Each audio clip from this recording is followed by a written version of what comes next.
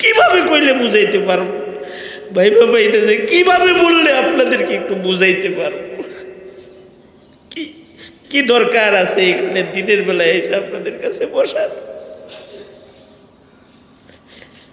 দিনের ভিতরে একটা মুরব্বীদের কাছ থেকে পাওয়া একটা বেদনা আছে, মনটা চায় ওই বেদনাটা যদি আপনাদের দিলের ভিতরে একটু ডুবাইয়া দিতে পারি।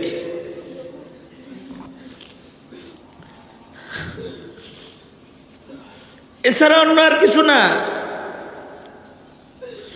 প্রতি মাসে মাসে লম্বা লম্বা ওয়াজ শোনাইতে আপনাদেরকে এখানে আসি না। একটা বুঝ যদি আসে তাহলে জিন্দগির সফলতার কপাট খুলে যাবে, বুঝ আসলে বলে। আলহামদুলিল্লাহ, আল্লাহ পাকের দরবারে আলিশানে শুকর আল্লাহ তাআলা আমাদেরকে একটা খুশুসি ইসলাহি মজলিসে উলামাদের সোহবতে আল্লাহ তাআলা আসার বসার তৌফিক দান করেছেন। শুকরিয়া, আলহামদুলিল্লাহ।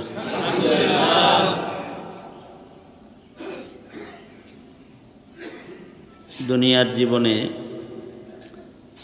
মুমিনের বাধ্যবাধকতার চলাফেরা,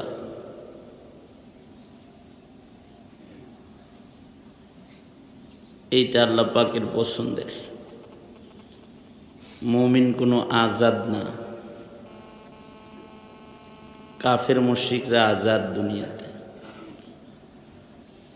দুনিয়াটা মুমিনের জন্য কারাগার। সিজনুল মুমিন, কারাগারে কেউ স্বাধীন থাকে না। কারাগারে স্বাধীন থাকে? মনে যা চায় তাই কি কারাগারে পায়? মনে যা চায় তা খায়? মনে যা চায় তাই করতে পারে? পোশাকও আলাদা, খাবারও আলাদা। চাহিদা, মনের চাহিদা পূরণ করতে পারে না। জেলখানা, কারাগার, যেখানে খুশি সেখানে যাইতে পারে না, যা তা খাইতে পারে না, যা তা পড়তে পারে না, যারটার সাথে কথা বলতে পারে না। মুমিনের জীবনও এরকম। মুমিন কারাগারের জীবন যাপন করবে দুনিয়াতে। আর দুনিয়া সিজনুল মুমিন, যা তা খাইতে পারবে না, মনে যা চায় তাই ভক্ষণ করতে পারবে না, মনে যা চায় তা পড়তে পারবে না, মনে যা চায় সেখানে যেতে মনে চায় যেখানে সেখানে যেতে পারবে না। এই যে সিজনুল মুমিন, মুমিন একটা জেলখানার জিন্দেগি বসর করবে দুনিয়াতে। এইটা আল্লাহ পাকের পছন্দ। হযরত আদম আলাইহিস নবীনা আলাইহিস সালাম থেকে শুরু করে আমাদের নবী আলাইহিস সালাম পর্যন্ত যত নবী রাসূল দুনিয়াতে আসছে সবাই এমন এমন কানুন আল্লাহ পাকের কাছ থেকে নিয়ে আসছে যার দ্বারাই মুমিনকে জেলখানায় আবদ্ধ করা হয়। ওনারা কিছু আল্লাহ পাকের ফরমান নিয়ে আসছে, যা তা করো না, যা তা বলো না, যা তা খায়ও না, যেখানে সেখানে যায়ও না। পক্ষান্তরে দুনিয়াটা জান্নাতুল কাফির। কাফেরের জন্য এমন কোনো নিয়ম কানুন নাই। কাফের যা খুশি তাই বলে, যা খুশি তাই খায়, শুকর খায়, কুকুর খায়, মদ খায়, হারাম খায়, মানুষের গোশত বাজি করে খায়।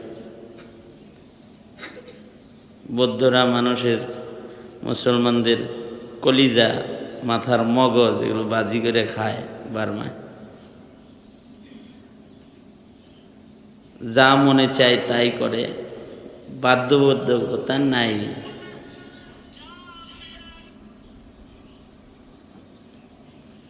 এই বাধ্যবাধকতার জিন্দেগি যেটা, এটা হলো আল্লাহ পাকের পছন্দের জিন্দেগি। এই যে প্রতি মাসে একটু আসছেন, গত 2 মাস আগেও হয়েছে, তার আগেও ইসলাহি মজলিস হয়েছে, আসছেন, আবার আজকেও আসছেন, একটু বাধ্যবাধকতা দিনের বেলায় আর কি, রাত্রে না। রাতের ওয়াজ তো সবাই শোনে, আপনারা এসে ওয়াজ শুনতেছেন দিনের বেলায়, নিজাম পাল্টাইছেন, আপনাদের মন মতো না।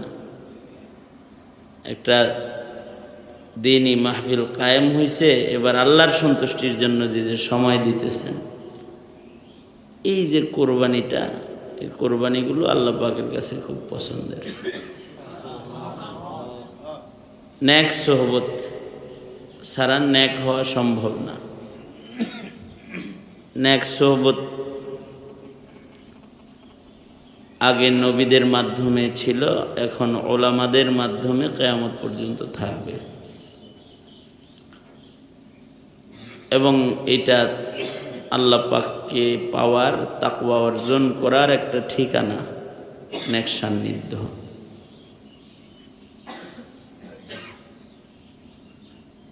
ইসলাহি মাহফিল,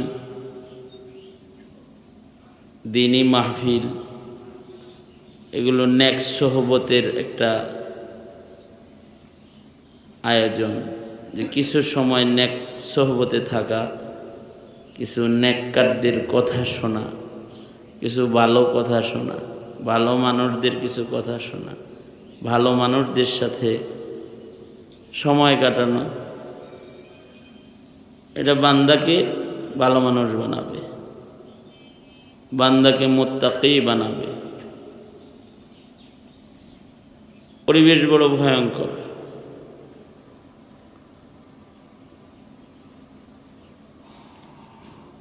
ভালো হওয়ার মেহনত করা দরকার, ভালো হয়ে যায়।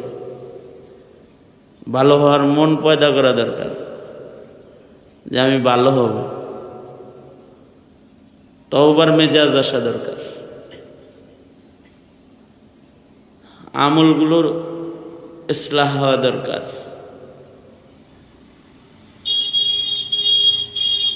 আমাদের খান সাহেব ওযু শিখাইছেন আজকে কি ওযু শিখাইছেন না? ওযু সুন্নত তরিকার ওযু, সুন্নত তরিকার ওযু নাই, সুন্নত তরিকার নামাজ নাই, সুন্নত তরিকার খানা বিনা নাই, সব জায়গার থেকে সুন্নত বিদায় নিতেছে। এগুলোর আবার টাইনা টাইনা ঢোকান দরকার, আমাদের জিন্দিগিতে সুন্নত প্রবেশ করানো দরকার। এই মজলিসগুলা হলো ওই আয়োজন, যে নিজেদের আমলি কিছু ইসলাহ হবে, কিছু আমলের ভুল সংশোধন হবে। এই জন্য নিজেকে কিছু কানুনের ভেতরে ফালানো কিভাবে যাবে, যে আমি অনিয়ম আর চলবো না।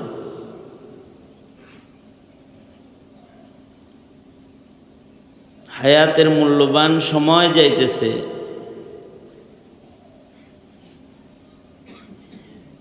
এই মূল্যবান সময়কে অনিয়ম চইলা নষ্ট করব না, জেলখানায় ঢুকবো, জেলখানায়। যদি ফিকিরটা এরকম হয়, তাহলে আল্লাহ তাআলা মরার পরে জান্নাত দান করবেন, সুবহানাল্লাহ। আর যদি ফিকিরটা কাফের মুশরিকের মতো দুনিয়াতে ভোগবিলাসের জীবন হয়, তাইলে কিন্তু জাহান্নামের জেলখানার ভেতরে আল্লাহ তাআলা সবচেয়ে ভয়ঙ্কর জেলখানা, জাহান্নামের জেলখানা। এই জাহান্নামের জেলখানার ভেতরে আল্লাহ তাআলা সাজা দেওয়ার জন্য এই নিকৃষ্ট জায়গার ভেতরে জাহান্নামের ইন্ধন বানায় ছেড়ে দিবেন। নাউযুবিল্লাহ বলেন। জাহান্নামে যে ফেলবেন এটা কি দুনিয়ার জীবনে নিয়ম মাফিক চলাফেরার কারণে ফেলবেন না অনিয়ম চলাফেরার কারণে ফেলবেন? অনিয়ম চলার কারণে ফেলবেন। এই কারণে আমাদের আকাবের আসলাফ যারা জান্নাতি, যাদের নামের শেষে মানুষ দোয়া পড়ে, যাদের নাম শুনলে মানুষ তাদের মহাব্বতের রুনাজারি করে, তাদের জীবনটা বড় শৃঙ্খলার জীবন ছিল, কানুনি জীবন ছিল। নিজের নফসকে দাবায়া আল্লাহ পাকের বিধানের উপরে নিজেকে পূর্ণাঙ্গ চালানোর ব্যাপারে তারা বড় কঠিন ছিলেন, যে তারা আল্লাহ পাকের মর্জির খেলাফ এক কদম বাড়তে তৈয়ার ছিলেন না, এক কদমও না, এক পলকও না।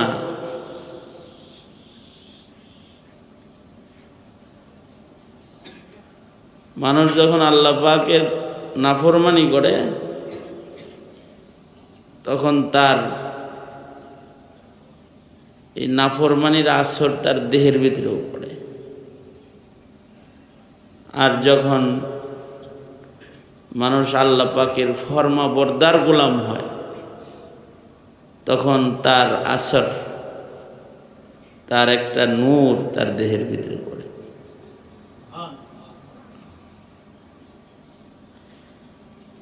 আগের জমানার মানুষ চেহারা দেখলে বলে দিত লোকটা ভালো, লোকটা খারাপ।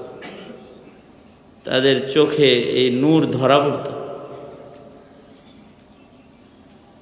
এমনকি বয়ান করলেও, বয়ান শুনলেও তারা বয়ানের নূর বুঝত।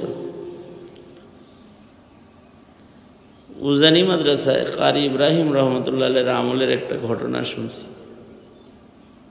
এক বুজুর্গ বয়ান করতেছিলেন, একজন আলেমে দ্বীন বয়ান করতেছিলেন। একটা কৃষক, উনি লাফায় দাঁড়ায় গেছে, দাঁড়ায় বলে, হজরত বয়ান থামেন, বয়ান থামান, বলেন না। বিব্রতকর পরিবেশ হয়েছে। হুজুরও বয়ান শেষ করছে, পরে ওনাকে জিজ্ঞেস করছে যে তুমি হুজুর এইভাবে বয়ান শেষ করতে বললা কেন? একটু আগে যে হুজুর বয়ান করতেছিল তখন দেখতেছিলাম একটা নূর বাইর হইতেছে, মানে উনি যা বলতেছে ওনার কথাগুলো দিয়ে একটা নূর বাইর হইতেছে। কিন্তু হঠাৎ করে দেখলাম ওনার মুখ দিয়া কালো ধোয়ার মতো বের হইল। এই জন্যে থামতে বলছি। পরে তাহকিক করে দেখা গেল ওই সময় ওই হুজুর যেই হাদিস পড়তেছিলেন ওই হাদিসটা আসলে জাল হাদিস। সেই হাদিসের ফাঁকে ফাঁকে আগের জামানার ইহুদ নাসারাদের চক্রান্তে জাল হাদিসও ঢুকছে। এ কারণে ইমাম বুখারী সহি বুখারী লিখছে যেন কিতাবে জাল হাদিস না ঢুকে। ইমাম মুসলিম সহি মুসলিম লিখছে যেন কিতাবে জাল হাদিস না ঢুকে। জাল হাদিস বানায়া বানায়া ইসলামের দুশ্মনরা চক্রান্ত করে হাদিসের ভিড়ের ভেতরে ঢুকাইছে। আগে আমাদের আকাবের আসলাফগণ এটাকে আলাদা করছে, আলহামদুলিল্লাহ। জাল হাদিস কিভাবে বাইর করবে, জাল হাদিস কিভাবে চিনবে, এর উপরে লেখাপড়া আছে। তো বহরহাল, যে আগের জমানার মানুষের দৃষ্টিশক্তি কত ভালো ছিল যে এরা নূর দেখতো, অন্ধকার দেখতো।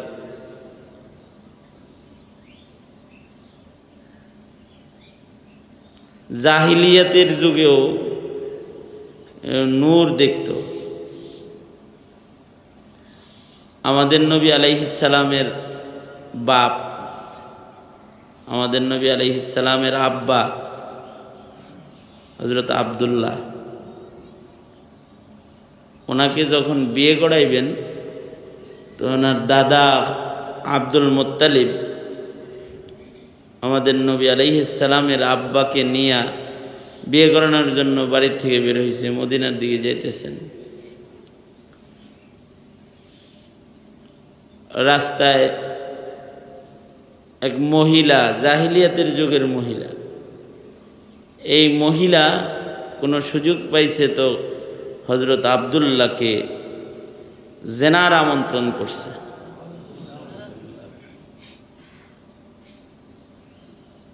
তো হযরত আব্দুল্লাহ আমাদের নবীজির আব্বা, উনি বলছেন যে হারাম কাজ আমি করতে পারবো না। জমানাটা জাহিলিয়াত, ওই যুগে জেনা ব্যভিচার করা এটা গর্বের কারণ ছিল। যেমন এই যুগে মদ পান করার ক্লাবের সদস্য হইতে পারাটা গর্বের কারণ, এটা নিয়ে গর্ব করে। মদ খাওয়েন না, ক্লাবের সদস্য হয়েছে, এই জন্য ওইটার একটা স্টিকার গাড়িতে লাগায় রাখে, দেখলেই চেনা যায় এ অমুক ক্লাবের সদস্য, তার মানে হে বায়ার খায়, মদ খায়, কেসনেতে যায়, নাচানাচি করে, নারী পুরুষ নাচে গান গায়, এটা স্টিকার দেখলে বোঝা যায়। এটা একটা মানে গর্ব হয়ে গেছে সেই জাহিলিয়াতের মতন। ওই জমানায় জেনা ব্যভিচার, মদ পানও এটা গর্বের কারণ ছিল। কাউকে কেউ জেনার আমন্ত্রণ করলে মনে করতো যে এটা তো আমার জন্য একটা ক্রেডিট, এটা গর্ব। কিন্তু হযরত আব্দুল্লাহ আমাদের নবীজির আব্বা বললেন আমি হারাম করতে পারি না। আল বিদায়া ওয়ান নিহায়া, তাবাকাত, তারিখে তবারি, সব ইতিহাসের কিতাবে এই ঘটনাটা আছে। মহিলাটার নাম ছিল ফাতেমা বিনতে মুররা। তো আমাদের নবী আলাইহিস সালামের আব্বাকে দাদায় নিয়ে গেছেন, বিয়ে শাদী করাইছেন, হযরত আমেনার সাথে বিয়ে হয়েছে। বিয়ের পরে আবার যখন এই রাস্তা দিয়ে আসতেছেন তো ঘটনাক্রমে ইত্তেফাকান ওই মহিলার সাথে রাস্তায় ফেরার পথেও দেখা হয়েছে।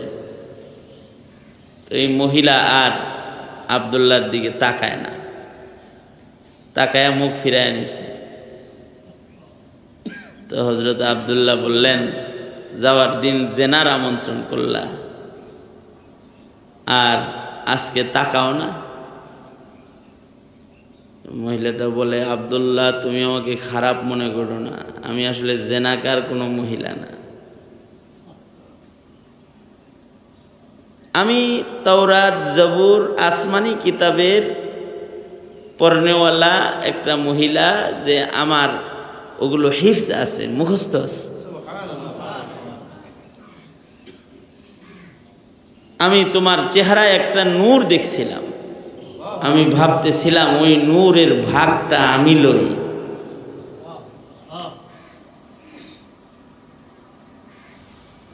তোমাকে যে জেনার আমন্ত্রণ দিছিলাম, আমি ভাবছিলাম যে এই আমন্ত্রণ করলে তুমি বলবে যে হারাম কায়দায় আমরা জেনা করব কেন, আসো আমরা বিয়ে করে নিই, তাহলে তোমার আর আমার বিয়ে হয়ে যাবে। এই আশায় তোমাকে ওই আমন্ত্রণ করছিলাম, আসলে আমি জেনাকার না। অথবা তুমি আমার দিকে অগ্রসর হলে আমি বলবো আব্দুল্লাহ আসো আমরা বিবাহ করে আমরা হালালভাবে বৈধ মিলন করি, এই জন্য আমন্ত্রণ করছিলাম। কিন্তু তুমি তো রাজি হও নাই, যেই কারণে তোমাকে আমন্ত্রণ করছিলাম আজকে ওই নূরটা তো তোমার কপালে নাই, ওইটা তোমার কাছ থেকে কোনো মহিলার কাছে চলে গেছে। তোমার বুঝি বিয়ে হয়েছে? যে আমার বিয়ে হয়েছে, আমেনার সাথে আমার বিয়ে হয়েছে। একটা মহিলা সে জাহিলিয়াতের যুগের, নবীজির আগমনের আগের সময়ের একটা নারী, তার বসিরত ছিল, সেও নূরে মুহাম্মদী দেখত। এখন নূরে মুহাম্মদী কেউ দেখে না। মনে মনে ভাবতে পারেন এখন কি নূরে মুহাম্মদী আছে? এই যে দাড়ি নূরে মুহাম্মাদি, এই যে আপনার মাথার টুপি এটা নূরে মুহাম্মাদি, ওই যে সিনার ভেতরে ইলম এটা নূরে মুহাম্মাদি, দেখে না ওনার এগুলো নেক আমল, এগুলো নূরে মুহাম্মাদি, এটি দেখতে চায় না কেউ। ওই জাহিলিয়াতের চাইতে এই জাহিলিয়াত অনেক ভয়ঙ্কর, অনেক ভয়ঙ্কর। তখনকার যুগের তো একটা জাহিলিয়াতের নারীও নূরে মুহাম্মাদি চিনত। যেই নূরটা আব্দুল্লাহর কপাল থেকে আমেনার কপাল হয়ে, আমেনার পেট হয়ে দুনিয়াতে আসছে, এই নূরটা আল্লাহ পাক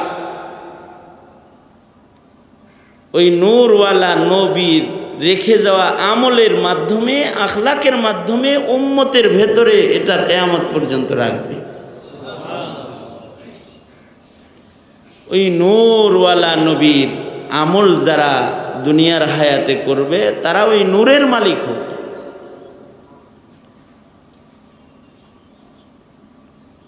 এ কারণে আমল, আখলাকের জিন্দেগি, এটার জন্য সবচেয়ে বেশি মেহনত দরকার। আমরা তো দুনিয়ার জন্য অনেক মেহনত করি, আমলের জন্য মেহনত নাই, আমলি জিন্দেগির জন্য মেহনত নাই। আমাদের জীবনে এই মেহনত আমরা ছেড়ে দিছি। কিভাবে আমলি নূর, নবী আলাইহিস সালামের রেখে যাওয়া নূর অর্জন করতে পারি, এটা নাই। সেই মেহনতটা করার জন্যই ইসলাহি মজলিস।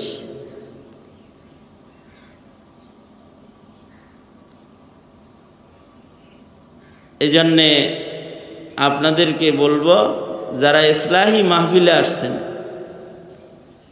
নিজের জিন্দিগিটা মোতালা করেন, নিজের জিন্দিগির পেছন তাকায় দেখেন যে কতগুলো গুনাহ করছেন, সেগুলোর থেকে তওবা করেন। আর শপথ গ্রহণ করেন যে ওই গুনার আধার আমার হায়াতে আমি আর ঢুকতে দিব না, আমি আমলি জিন্দিগির নূর অর্জনের জন্য মেহনত করব। তাইলে এই আসছেন, বসছেন, এটা সফল হয়ে গেল। আর যদি তা না করেন, ঘন্টার পর ঘন্টা বয়ান শুনবেন, কোনো ফায়দা হবে না, কোনো উপকার হবে না। কথা শুনবেন, এক কান দিয়ে শুনলেন আর এক কান দিয়ে বের করে দিলেন, ফায়দা হবে না। কিন্তু আসছেন, একদিন আইসা যদি একটা আমল সংশোধন করতে পারেন, একটা গুনাহ থেকে তওবা করে যেতে পারেন যে এই গুনাহটা জিন্দেগিতে আর কোনোদিন করব না, তাহলে একটা নূর জীবনে মালিক হয়ে গেলেন। তো আর আছেন না ইনশাআল্লাহ? আল্লাহ তাআলা কবুল করুক, জোরে বলেন আমিন। তাকবীরে উলার সাথে নামাজ আদায় করার মেহনত করা, তাকবীরে উলা মসজিদে সব সময় 5-10 মিনিট আগে যাওয়া এবং তাকবীরে উলার হেফাজত করা, এটা আমাদের জীবনে একদিনের 5 ওয়াক্ত নামাজের তাকবীরে উলা হেফাজতের আগ্রহ আমাদের নাই।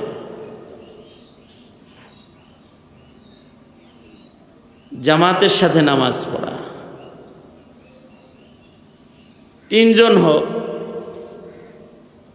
সফরে আসি, এইভাবে নামাজটা পড়বেন, একটা আমলের ইসলাম। আমাদের এক বুজুর্গ ছিলেন যিনি 30 বছরের ভেতরে তাকবীরে উলা ছাড়ে নাই। তো একদিন হঠাৎ করে মরুভূমির উপর দিয়ে যাইতেছে,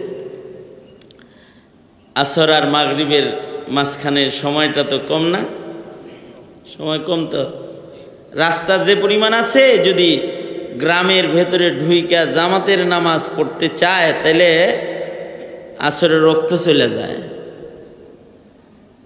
আর যদি মরুভূমিতে ওক্ত মতো নামাজ পড়ে তাইলে তাকবীরে উলা ছুটে যায়।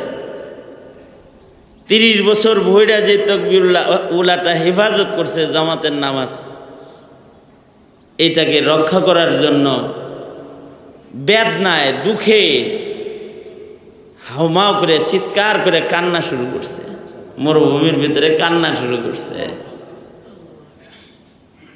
আল্লাহ পাক ওনার কান্নারে এমনভাবে কবুল করছে যে কান্নার আওয়াজ মাঠে ময়দানে ছড়ায় গেছে, দূরে চলে গেছে, বাতাসে কানতেছে, বাতাস এমন দিকে চলে গেছে কান্নার আওয়াজ যেখানে কিছু রাখাল আছে, কাফের মুশরিক রাখাল, ওরা কান্না শুনে দৌড়ে আসছে, এসে বলে তুমি কান্দো কেন, কি হয়েছে তোমার? তো বলতেছে যে আমি তো আজকে 30 বছর যাবৎ জামাতের তাকবীরে উলা ছোটে না, আমার জামাতের নামাজ পড়ি, আজকে এইখানে আমি জামাতের নামাজ ছুটে যাইতেছে আমার, এই জন্যে কাঁদতেছি, গ্রাম তো বহু দূর। রাখালরা বলে ঠিক আছে, আমরা তো কাফের, কিন্তু আমরা এখন তোমার কাছে মুসলমান হয়ে গেলাম, আমরা ওযু করে লই, আমরা হব তোমার মুক্তাদি আর তুমি হবে আমাদের ইমাম। একটা আমল হেফাজত করার জন্য বান্দা যখন বেদনা ভরা দোয়া করছে, তো আল্লাহ তাআলা তার দোয়ার বরকতে কাফের মুসলমান বানায় মুসল্লি করে হাজির করে দিছে। এটা হলো নূর, আমলের নূর। আমাদের এই নূর দিন দিন কমতেছে, এজন্য আমাদের দোয়া কবুল হয় না। আমাদের এই নূর দিন দিন কমতেছে, এজন্যে আমাদের সামাজিক, রাষ্ট্রীয়, সার্বিক মুসিবত বাড়তেছে। আল্লাহ পাকের মদদ শামিলে হাল হয় না। আমাদের বুজুর্গরা কোনো দোয়া করলে সাথে সাথে এটা কবুল হয়েছে। কিসের কারণে? তাদের আমলি জিন্দিগির কারণে। ইসমাইল শহীদ রহমতুল্লাহ আলাইহি এক পথ দিয়ে যাইতেছেন, তো একজনের দিকে তাকায়া, একটা যুবকের দিকে তাকায় উনি কাঁদতেছেন। ওই যুবকটা কান্না শুনে কাছে আসছে, কাছে এসে বলে কি আপনি কাঁদেন কেন?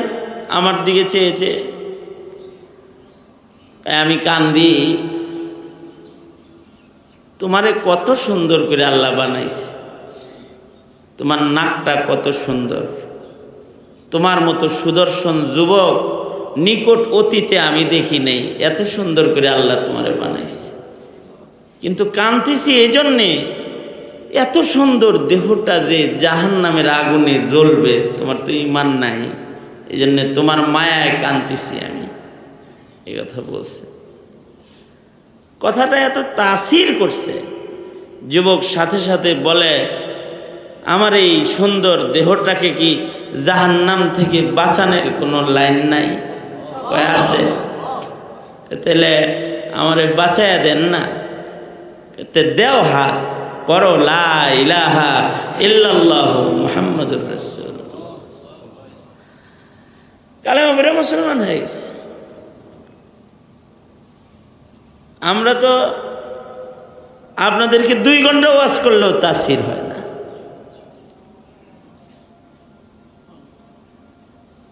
রং বেরঙের কথা বললে তাসির হয় না। আমাদের জিন্দেগির আমল নষ্ট হইতে হইতে আমাদের কথার নূর নষ্ট হয়ে গেছে। আমাদের নসিহত এখন আসর করে না। আমরা তো গুনাহমুক্ত চলাফেরা করতে পারতেছি না। এ কারণে আমাদের লম্বা ওয়াজেরও তাসির নাই, আর তাদের আহের তাসির ছিল, আহের তাসির। কারণ তারা মুত্তাকি, ইন্না আকরামাকুম ইনদাল্লাহি আতকাকুম। আর ওই মুত্তাকি হওয়ার জন্য এই মুত্তাকিদের সোহবতে যাইতে হয়।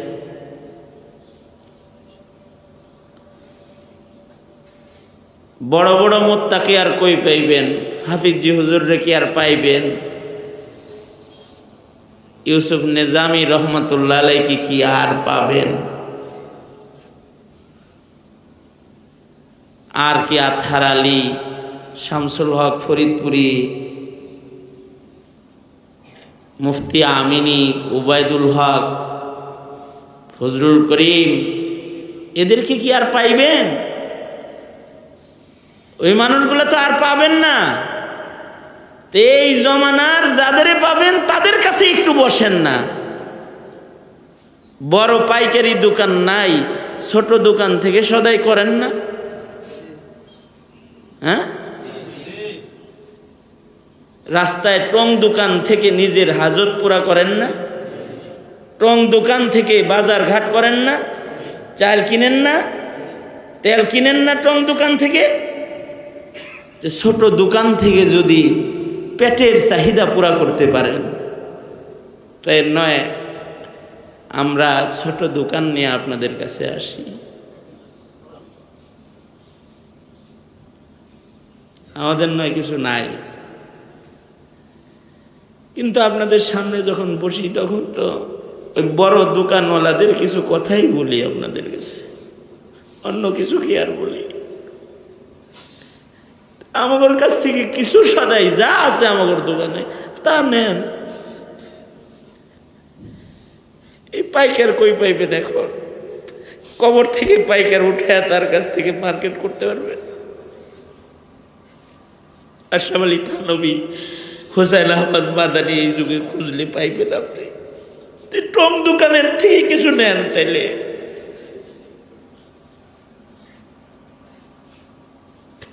কিভাবে কইলে বুঝাইতে পারবো ভাই বাবা? এটা যে কিভাবে বললে আপনাদেরকে একটু বুঝাইতে পারবো? কি দরকার আছে এখানে দিনের বেলায় এসে আপনাদের কাছে বসার? দিলের ভিতরে একটা মুরব্বীদের কাছ থেকে পাওয়া একটা বেদনা আছে, মনটা চায় ওই বেদনাটা যদি আপনাদের দিলের ভিতরে একটু ডুবাইয়া দিতে পারি।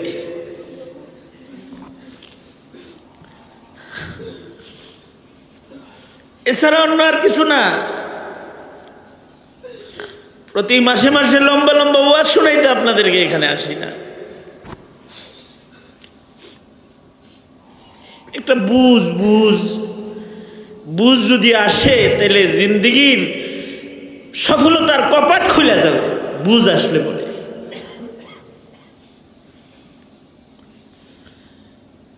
আল্লাহ তাআলা এই মজলিসটাকে ওই কপাট খোলার মজলিস হিসেবে কবুল করে নেয়।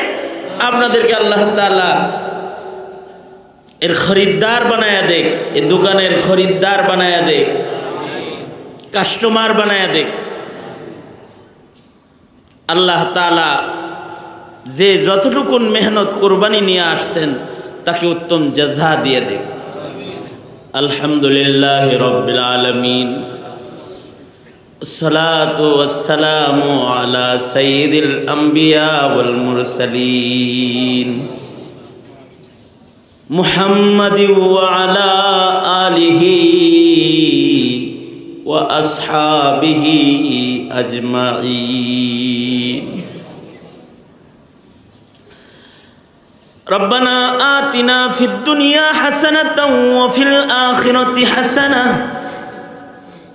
وقنا عذاب النار ربنا ظلمنا أنفسنا وإن لم تغفر لنا وترحمنا لنكونن من الخاسرين। اے رب العالمین، ইসলাহি মাহফিলের নিসবতে এখানে তোমার বান্দারা বসেছে।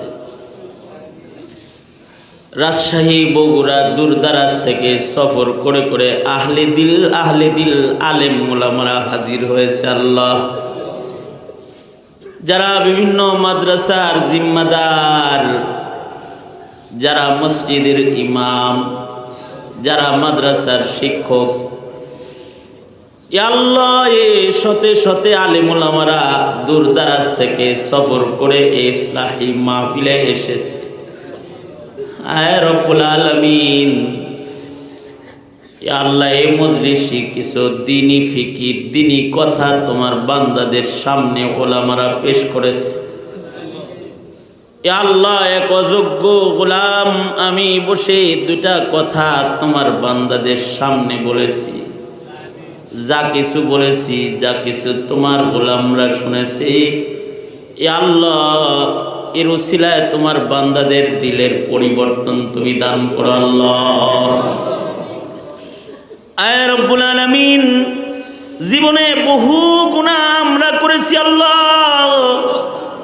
চোখের গুনাহ আছে, কানে গুনার দুর্গন্ধ আছে, জবানে গুনার বদবু আছে আল্লাহ, হাত পায়ে গুনার আসর আছে। কিন্তু তুমি গফফারুয যুনুব, সত্তারুল উয়ুব, মেহেরবানি করে আমাদের জীবনের সব গুনাহগুলো তুমি মাফ করে দাও আল্লাহ। ইয়া আল্লাহ এই খানকাহ এই মেহনতকে তুমি কবুল মঞ্জুর করে নাও, এই মাদ্রাসাটাকে তুমি চমকায়া দাও আল্লাহ রব্বুল আলামিন। ইয়া আল্লাহ এর হাজাত খাজানায়ে গায়েব থেকে তুমি মিটায়া দাও আল্লাহ। আয় রব্বুল আলামিন, আমরা যারা এখানে হাজির আমাদের সকলকে তোমার দ্বীনের দরদ দান করো আল্লাহ। ইয়া আল্লাহ তোমার নবীর মোহাব্বত দান করো। নাস্তিক মুরতাদরা তোমার নবীরে গালি দেয়, ইয়া আল্লাহ জালেমরা তোমার নবীর সুন্নতকে মশকরা ওড়ায়। রব্বুল আলামিন, তোমার দ্বীন অবহেলার পাত্র হয়ে গেছে আল্লাহ। রব্বুল আলামিন, মুসলমানের ঘরে মুসলমানের দুশ্মন দাঁড়ায় যাইতেছে। রব্বুল আলামিন, এই মুহূর্তে তোমার রহম তোমার মদদ ছাড়া পরিত্রাণ পাওয়া সম্ভব না আল্লাহ। মেহেরবানি করে আসমানি মদদ তুমি আমাদের দান করো আল্লাহ। আয় রব্বুল আলামিন, দর্দে দিল বান্দাগুলার দরদ মাখা ফরিয়াদ মেহেরবানি করে সবাই তুমি মাফ করে দাও আল্লাহ। যে সকল উলামা হযরতরা আসছেন তাদেরকে আল্লাহ সত্যিকারের নায়েবে নবী হিসেবে তুমি কবুল মঞ্জুর করে নাও। আমাদের যে সকল মুরব্বীরা কবরে চলে গেছে ইয়া আল্লাহ তাদের দারাজাতকে তুমি বুলন্দ করে দাও। যে সকল মুরব্বীরা হায়াতে আছে নেক সুস্থ হায়াত তাদেরকে তুমি দান করো। আয় রব্বুল আলামিন, এই আলেম ওলামা যারা এখানে আসছে তাদেরকে রব্বুল আলামিন কাসেম নানতুবির যোগ্য সন্তান বানায় দাও আল্লাহ। ইহতিমামের সাথে নামাজের হিফাজত ইবাদতের হিফাজত সকলকে করার তৌফিক দাও আল্লাহ।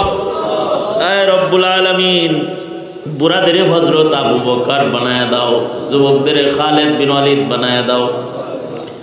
আল্লাহ আমাদের ঘরের মা বোনদেরকে তুমি হযরত ফাতেমা খাদিজাতুল কুবরা বানায় দাও। সারা দুনিয়ার মুসলমানদের নাজাত আর শান্তি দাও।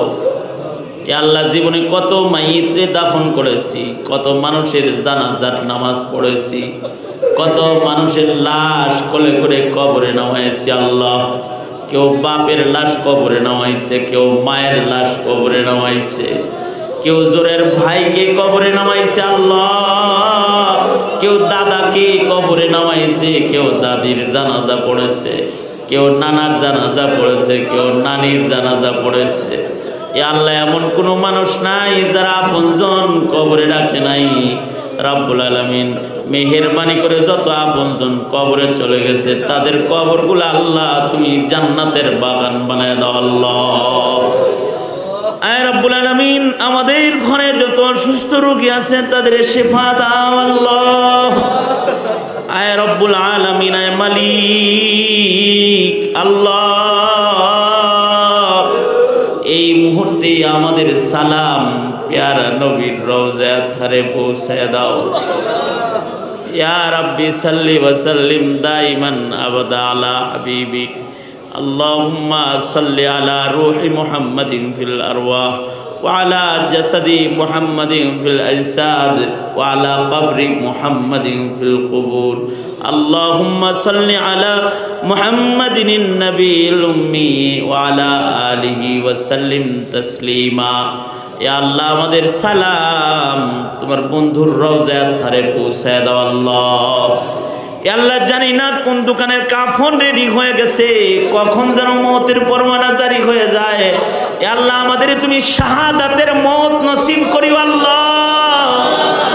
আল্লাহ আমাদেরকে সেজদার হালতে মরণ দিও, রুকুর হালতে মরণ দিও, অথবা তেলাওয়াতের হালতে মরণ দিও আল্লাহ, অথবা কাবা শরীফের তওয়াফ করতে করতে মরণ দিও, অথবা তোমার নবীর মসজিদের নামাজ পড়তে পড়তে মরণ দিও। কম মুসল্লার পরে সেজদারত আমাদের মৃত্যু দিয়ে দিও। কম আমাদের জবানে মওতের দিনে কালেমা জারি করে দিও আল্লাহ। আয় রব্বুল আলামিন, আমাদের আলো আওলাদদেরকে নেককার পরহেজগার বানায় দাও। রব্বানা হাবলানা মিন আজওয়াজিনা ওয়া যুররিয়াতিনা কুররাতা আয়ুন ওয়াজআলনা লিল মুত্তাকিনা ইমামা। আল্লাহ আমাদের বংশে তুমি কোনো ফাসিক ফুজ্জার পাঠাইবে না আল্লাহ। আমাদের রক্তের ভেতরে কোনো বদকার পাঠাইবে না আল্লাহ। আমাদের রক্তের ভেতরে নেক আল্লাহ ওয়ালা তোমার প্যারা বান্দার সিলসিলা তুমি জারি করে দাও আল্লাহ। আয় রব্বুল আলামিন, আয় মালিক, তোমার দ্বীনের নিসবত লাগায় দাও আল্লাহ। আল্লাহ আসমানে দায়ী হিসাবে আমাদের নাম তুমি লেখায় দাও। যত ভুল ত্রুটি, যত গলত আছে সবগুলাকে তুমি মাফ করে দাও। রব্বানা লা তুআখিযনা ইন নাসিনা আও আখতানা। রব্বানা ওয়ালা তাহমিল আলাইনা ইসরান কামা হামালতাহু আলাল লাযিনা মিন ক্বাবলিনা। রব্বানা ওয়ালা তুহাম্মিলনা মা লা তাকাতা লানা বিহি واعف عنا واغفر لنا وارحمنا أنت مولانا فانصرنا على القوم الكافرين. ربنا لا تزغ قلوبنا بعد إذ هديتنا وهب لنا من لدنك رحمة إنك أنت الوهاب. আল্লাহ মেহেরবানি করে হিদায়াতের পথে সিরাতে মুস্তাকিমে অটল অনর জিন্দেগি আমাদেরকে তুমি দান করো। যত খায়ের যত ভালাই সব আমাদের দাও, যত অকল্যাণ তার থেকে ধরে ধরে আমাদেরকে তুমি বাঁচাও। এই মজলিসটাকে তুমি কবুল আর মঞ্জুর করে নাও। সুবহানা রাব্বিকা রাব্বিল ইজ্জাতি আম্মা ইয়াসিফুন ওয়া সালামুন আলাল মুরসালিন ওয়ালহামদুলিল্লাহি রাব্বিল আলামিন। আমিন আমিন বিরহমাতিকা ইয়া আরহামার রাহিমিন। আসসালামু আলাইকুম ওয়া রাহমাতুল্লাহি ওয়া বারাকাতুহু।